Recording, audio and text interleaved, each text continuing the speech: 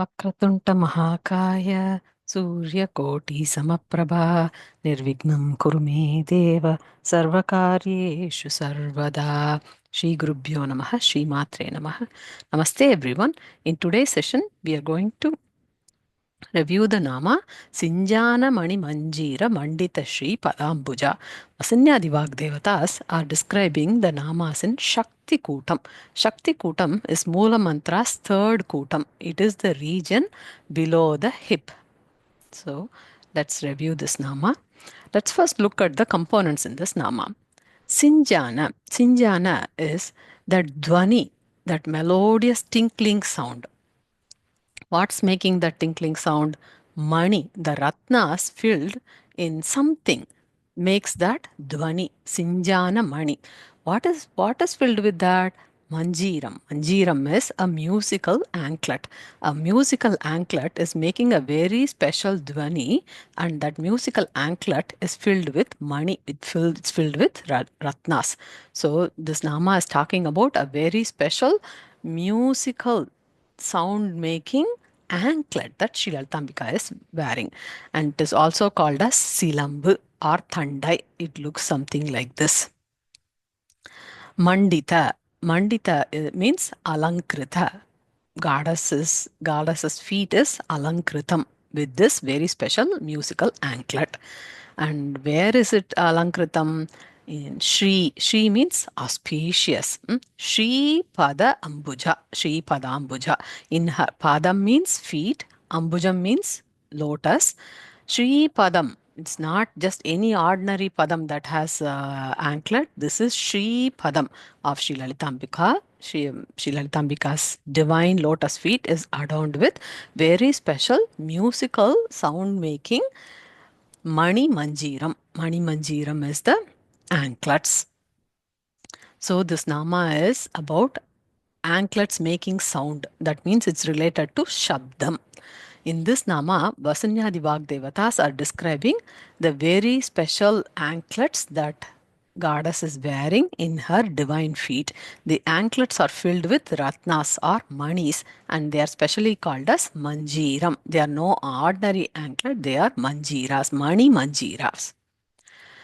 In Mooka Panchashati, Acharya has a very beautiful shloka that exactly uses the same padam like as in our Nama, Mani Manjiram. Our Nama is Sinjana Mani Manjira Mandita Shri Padambhuja, Mani Manjiram. Acharya Mookar also uses the exact same padam in Mooka Panchashati shlokam, which is recited as follows. कथं वाचालोऽपि प्रकटमणिमञ्जीरनिनतैः सदैवानन्दार्द्रान् विरचयति वाचां यमजनान् प्रकृत्या ते शोणा च विरपि च कामाक्षि चरणोः मनीषा नैर्मल्यां कथमिव नृणां मां सलयते. So, in this shloka, Acharya is referring to a very special group of people or janas. They are called Yama janas. This is not the Yama that we would think in normal terms. These Yama janas are those who have great control over their sense organs. Here, Yama refers to a step in Patanjali yogas. There are eightfold step like Yama, Niyama, Pranayama, Pratyahara, etc. Yama janas are those who have very great sense of self-control that they can go very high up to the top of the chakras. So they are called as Yamajanas, who are great yogis, great sadhakas who can ascend to the top. So he is referring to Patanjali Muni's Yoga Shastra here when he says Yamajanas. So what does these Yamajanas do?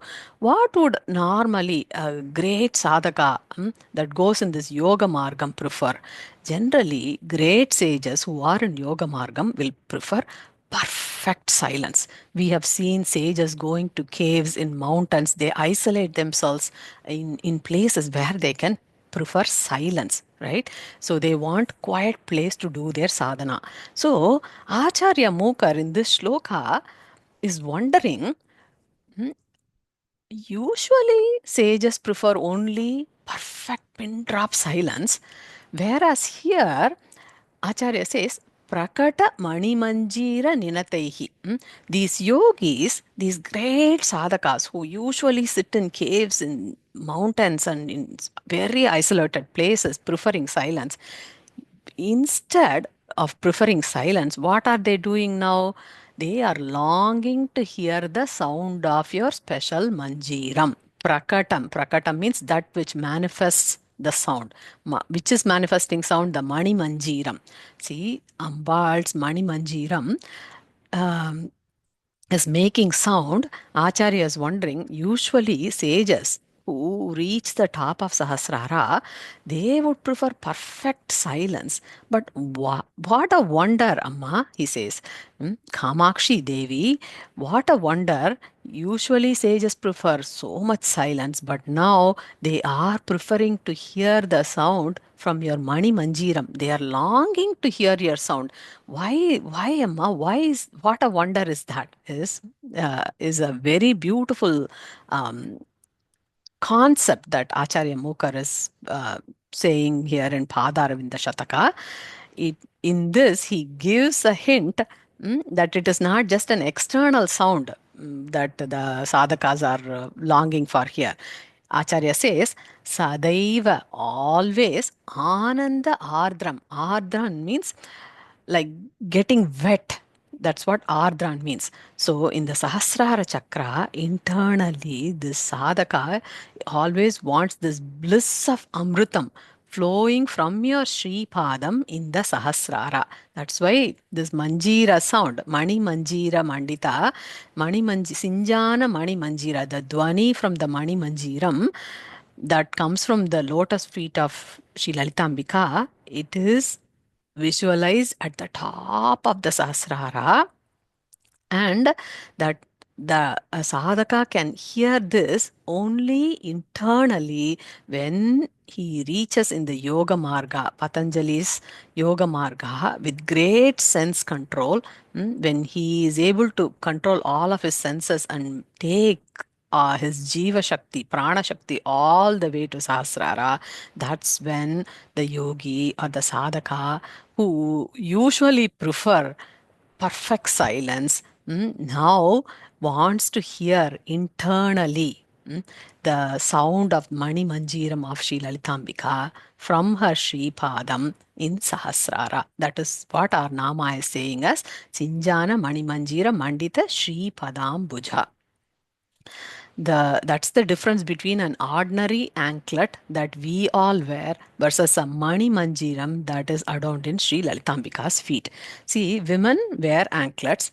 They also have little bells that make sound. But these are all external sounds. If we wear an anklet and walk around, that Mani Manjiram, the small dangling ones from the anklet, that makes an external sound and it can be heard by anyone externally with our ears. Whereas here, Vasinyadi Vak Devatas describe very special Sinjana Mani Manjiram. It is a very special melodious Dwani that is not externally heard like our ordinary anklets, but this Mani Manjiram is adorned in the auspicious lotus feet of Devi. That's why Vasinyadi Vak Devatas are saying Sri Padam, Sri Pada Ambuja, the lotus feet of Sri Lalitambika, that is visualized internally. Sri Vidya Upasakars hear this very special Dwani inside from Sri Lalitambika's Sinjana Mani Manjiram when worshipping Sri Lalitambika's Padam as Guru Paduka. Guru and Sri Lalitambika are the same. When the sadhaka keeps the guru's padam on top of their head and visualizes that with great self control when they go all the way to Sahasrara. At that time, what happens? Acharya Mukar says, Sadaiva Ananda Ardran, eternally flowing bliss is experienced by the sadhaka at that time. They hear the sound of the Dwani from the Sinjana Mani Manjiram. That's the first concept that we need to know from this Nama. The next very special thing is that each Nama in Lalita Sahasranama is either a grouping that means something, or it has some connection to the nama that is previously recited in there. Similarly, this nama, Sinjana Manjira Mandita Shri Padambhuja, which is more for the anklet that makes sound, is connected to the previous nama that we recited in the previous session. That previous nama is Padadvaya Prabhachala Parakrita Sarorha. In the last session, we reviewed that there is a great Kanti, radiance that emanate from the Padadvayam. Padadvayam means 2 feet of Sri Lalitambika. And we said it is emanating rays. Prabha Jalam. Prabha means rays. The rays, just like the sun comes out, and as soon as the sun comes out, what happens? The radiance from that sun fills the entire universe. So the theme of last Nama is light. That's called Prabha Jalam. The divine feet of Sri Lalitambika, the 2 feet, is the source of every light that there is out. Light meaning that which makes us see everything. Okay. Now this nama, Sinjana Manjira Mandita Shri Padambhuja, continues with the theme of sound, because anklets make sound, Dwani or Nadam, the melodious sounds of Devi's anklets.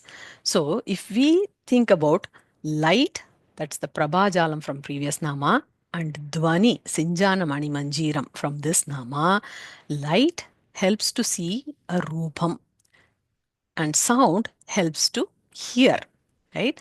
So for example, we should elevate this concept of light and sound as nadam and rupam. How can we do that? For example, if we say Rama Shabdam, Rama, hmm, close your eyes and please try to say Rama. What happens when we say Rama? Immediately that Shabdam, that sound will bring the Rupam, the vision of Sri Rama. That means we imagine this divine who holds a bow and an arrow. He is with Sita Mata, he is with Lakshmana, he is with Lord Hanuman. So we that image of Sri Rama comes in our mind. The Rupam. As soon as we say the Shabdam of Rama, immediately the light that which helps us to see the Rupam, that vision comes inside our mind. So with the light, the Prabhajalam from previous Nama, and the sound, the Dwani from this Nama, Sinjana Mani Manjiram, the light and sound, only with the light and sound, we can infer anything and everything in the universe. That is the power of these two namas that are recited here in Sri Lalita Sahasranama. Ambal's feet represents light, which is the Prabhajalam, and sound, which is coming from the Mani Manjiram. Hence, both namas describe the Namam and Rupam with which we infer everything in this universe. Now, this every nama, wherever possible, we will correlate that nama with the deity from a special temple. Wherever possible, we will try to do that. This nama is Sinjana Mani Manjira Mandita Shri Padambhuja, which describes the anklets that is adorned by Devi. Manjira, Mandita means one who is decorated with, adorned with, Alankrita, one whose feet is Alankritam with the very special Manjiram. So the deity for this Nama, specially known for Devi's anklets, is Sri Lalitambika's temple in Tirumiyachur. It's a very special temple for Sri Lalitambika in the shrine of Tirumiyachur. That is where sage Agasthyar very first time recited Sri Lalita Sahasranama. So he got Upadesam. So the very special temple. So in this temple, there is a story that is said where the goddess Sri Lalitambika is said to have appeared in the dream of a devotee and asked this devotee to bring anklets to be adorned in her divine feet. Okay, so goddess goes into the dream of a devotee and says, "Oh, hey, dear devotee, please bring me anklets. I feel like wearing anklets. Can you get me anklets?" So this devotee wakes up and immediately she goes to the temple and she narrates this dream to the priest in there and says, I brought these anklets. Can you please put it to Lalitambika, because goddess Lalitambika herself came in my dream and told me to bring anklets. So she's giving it to the priest, and the priests in the temple are really wondering. They reply to the devotee saying that we are doing puja for Sri Lalitambika for so many years, and see, in this Moola Vigraha, there is not a space. We are very sure there is not a space near the feet to put the anklets. So I don't know how to even put this anklet. So they are like really puzzled. But the devotee insists, please, please, please give it a try, because it's not me saying, it's Devi saying that she wants me to bring her the anklet. So she's like pleading with the priest to say, please try, please try. It's not me. I know for sure Devi came in my dream and Devi told me to give her anklets. Now, the priests are trying to find out how to adorn the anklets, and then they are seeing the sincerity of this devotee, and then they go and see where can we find the place to put the anklet. And it looks like they've been doing repeated abhishekams for Sri Lalitambika for years and years, that when we pour milk, when we pour honey, when we put all the divine dravyams there, it gets accumulated, right? So it looks like near that feet, all of those were fully accumulated that they could not even see that space there. Now they go specifically in this near the feet and they go and search for a place, and much to the surprise of the priests who have been doing puja there for several years, there indeed was a space. They were able to clear off the place where, the milk and all the accumulation stuff from so many years have been there. They were able to clear that place, and clearly there was a very special place where the anklets could be adorned to the Moola Vigraha of Sri Lalitambika in Tirumiyachur. So the deity for this Nama, very specially, as we can darshan the Devi here, is Sri Lalitambika's temple in Tirumiyachur. That is the concept here that Vasinyadi Vak Devatas are describing. Mani Manjira or Mandita. Mandita means Alankritam. Where is it Alankrita? It is Alankrita in the Sri Padam, the divine lotus feet of Sri Lalitambika. And it is making a very special Shabdam, Sinjana Mani Manjiram. Now, there is also a way to visualize this Nama. For that, we have to recollect how we have started reciting these Namas, how Vasinyadi Vak Devatas are describing the Namas thus far. So, if we recollect, we started with the Nama Chidagni Kunda Sambhuta. In one of the previous slokas, we recited the Nama Chidagni Kunda Sambhuta. That means from the Agni of Chid, from the Jnana Agni, little by little by little by little, Sri Lalitambika is coming out. That is why we first started describing the divine crown. Then we went and recited all the namas in the face, because she's slowly coming out. We could see the face. Then she was coming out and out. Then we had the darshan of the next Kootam, where she was adorning very special Mangalya Sutram, Kamesha Batta Mangalya Sutra Shobita Kantara. So she had Mangalya Sutram in her very divine neck. Then we came here to the hip region. Then we had namas that described the two thighs. Then we reviewed the namas that described the knees of Sri Lalitambika. Then the Janubagam. Then now we are in the Nama that describes Sri Padam, the divine feet of Sri Lalitambika. So if you see, we have started reciting Namas from her head, and now we are in the toe. Keshadi Pada Varnana. Keshadi Pada Varnana is for Stri Rupam, where we start reciting from the head and all the way we are reciting the Padam. Now, if we see the way that is how we are visualizing this Nama. Okay. So, from head to toe, Ambal is slowly coming out of the Chidagni Kundam. And as she comes out, we are able to darshan every little detail of her because Vasinyadi Vak Devatas are giving us those namas. In this Keshadi Pada Varnana, we are now seeing the Padam, the divine Padam. Ambal's feet, how is it? It is Alankritam. It is decorated with very special ornament called Manjiram. And how is that Manjiram? It has small Ratnas in that. Small Ratnas are dangling from it. And since it is filled with Ratnas, it is making sound. That means Ambal walks. When Ambal walks, when Sri Lalitambika walks, the Ratnas are making very special sound. And Vasinyadi Vak Devatas are hearing the sound and describing it for us. So that is how we internalize this nama. Now, if we are seeing the Padam, if we are darshaning the Padam, that means Devi has fully come out of Chidagni Kundam. Right? That is the important aspect that we need to know. Now, Devi has fully come out of Chidagni Kundam, and that is why we are able to darshan her divine feet. So, the way to visualize this Nama further is that having come out of the Chidagni Kundam, Sri Lalitambika is now walking towards us.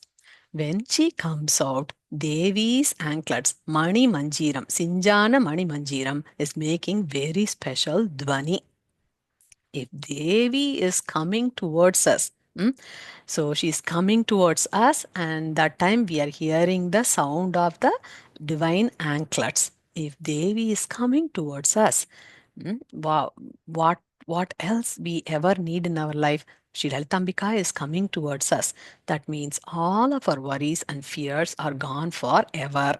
Lalitambika has now come to us to give comfort, faith, and blessings. That is this Nama Sinjana Mani Manjira Shri Padambhuja.